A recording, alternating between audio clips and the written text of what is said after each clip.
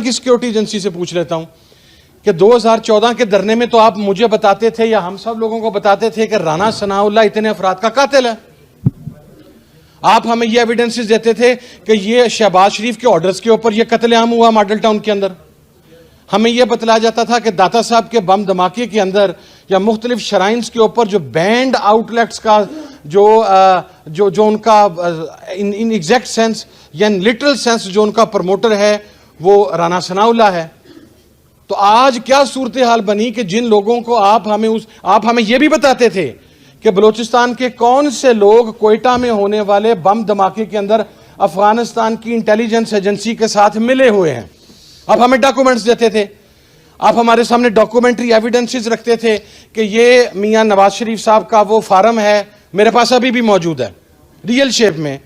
और कमाल देखिए कि मेरे वालिद जब मुस्लिम लीग के साथ थे और हम मुशर्रफ साहब के खिलाफ थे, तो जब वो सऊदी अरब में मियां साहब को मिलने के लिए गए तो हरम शरीफ में बैठे हुए अब्बा ने ये पूछा कि मियां साहब पाकिस्तान में बात हो रही है कि आपका कोई एग्रीमेंट साइन हो गया।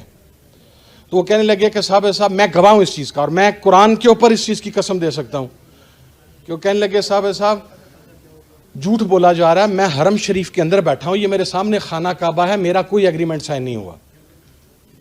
और अब मेरे पास वो एक्चुअल एग्रीमेंट है जिसका फाइल नंबर भी मौजूद है, जो रिकॉर्ड के अंदर जाके चेक किया जा सकता है। तो फिर मेरा पाकिस्तान के जिम्मेदारान से या हम सब का ये सवाल नहीं बनता कि जिन लश्करों के खिलाफ, जिन कलअदम जमातों के खिलाफ, जिन तालिबान नवाज लोगों के खिलाफ, जिन रियासत दुश्मन अनासर के खिलाफ आप हमें बताते रहे कि ये पाकिस्तान के गद्दार हैं, ये पाकिस्तान आ गया तो ये जनाब मोदी का जो एजेंडा है वो पाकिस्तान के अंदर लेके आएंगे। तो आज जब वो यहां पर आ गए हैं तो आप इन्हें सैल्यूट फिर किस मुंह से कर रहे हैं? फिर इसका मकसद ये है कि पाकिस्तान के अंदर गैर मुल्की ताकतों का एजेंट बनकर या साम्राज्य का एजेंट बनकर आप अपनी इज्जत भी करवा सकते हैं, आप ऐवाने इक़्तिदार में भी पहुंच सकते हैं। और अगर आप पाकिस्तान की बात करेंगे, अगर आप यहां पर कत्ल, और सबसे पहले तो इस्लाम के अंदर कंटेम्प्ट ऑफ कोर्ट का कोई कॉन्सेप्ट मौजूद नहीं है। हमारे यहां प्रॉब्लम यह है कि हम उन फैसलों को भी डिफेंड करना शुरू कर देते हैं। कंटेम्प्ट ऑफ कोर्ट का क्या मतलब हुआ?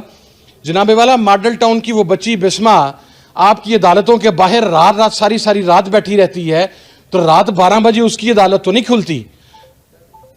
यहां पर बच्चों को चाइल्ड मोलेस्टेशन होती है, यहां पर रेप होता है, यहां पर कत्लेआम होता है, यहां पर लोगों की इज्जतों के साथ खेला जाता है।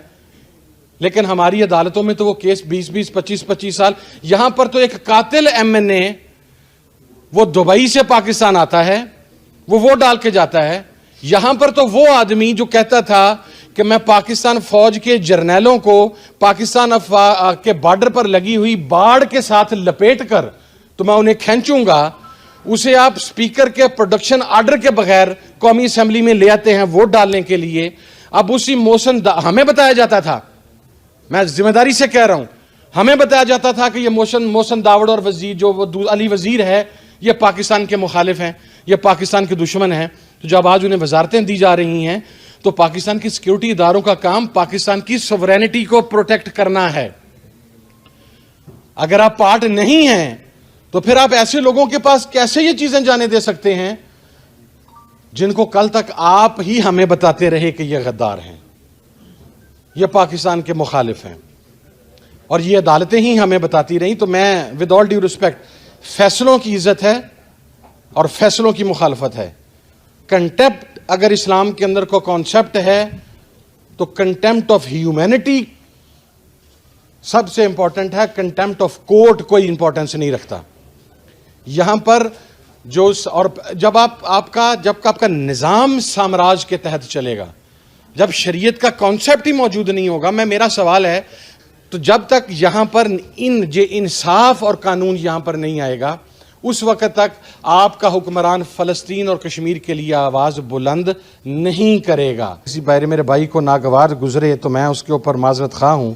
जब मुस्लिम हुक्मरानों की जायदादें, उनके बच्चे, उनके इंटरेस्ट वो आज की दुनिया के सबसे बड़े शैतान मुल्क अमेरिका के अंदर होंगे, تو پھر آپ ان سے یہ ایکسپیکٹ نہیں کر سکتے کہ وہ فلسطین کے ایشو کے اوپر بات کریں. یہ بڑی ایک ریٹن ریالٹی ہے, اور بلکہ میں کہتا ہوں یہ اتنی تلخ ہے. کتنے امریکنز جو ایکس پریزیڈنٹس ہیں, ان کے کانگریس مین ہیں, ان کی جائیدادیں برٹن میں ہیں یا یورپ میں ہیں؟ کسی کی نہیں ہے.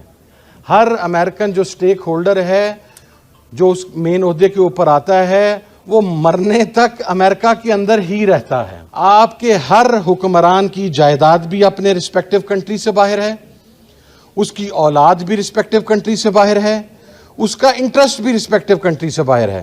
جنرل رحیل شریف صاحب سعودی عرب تشریف لے گئے, ان کے لیے یہ اعزاز کیا کم تھا کہ وہ افواج پاکستان کے سربراہ تھے.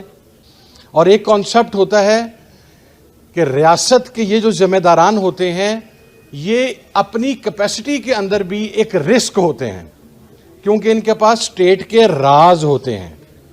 ہمیں سیاستدان تو نظر آتا ہے کہ وہ لنڈن میں جا کے بیٹھ جاتا ہے, یا وہ برٹن میں, وہ یورپ میں جا کے بیٹھ جاتا ہے, لیکن ہمیں پاکستان کا وہ سابقہ چیف جسٹس نظر نہیں آتا جو اپنی چیف جسٹس کے عہدے سے اترتے اپنی پوری فیملی کو لے کے امریکہ میں سیٹل ہو جاتا ہے. ہمیں پاکستان کا وہ جرنل نظر نہیں آتا جس کی زندگی میں ہی اس کی پوری فیملی وہاں پر سیٹل ہو چکی ہوتی ہے. ہماری ٹاپ سیکرٹ, جسے ہم پریمیئر سیکیورٹی ایجنسی کہتے ہیں, اگر اس کے سربراہان یو اے ای کے یا کسی اور ملک کے پے رول کے اوپر بیٹھے ہوں گے, تو پھر کیا آپ یہ امید نہیں کر سکتے کہ ہماری ریاست کے راز دوسروں کے ہاتھ میں جا سکتے ہیں؟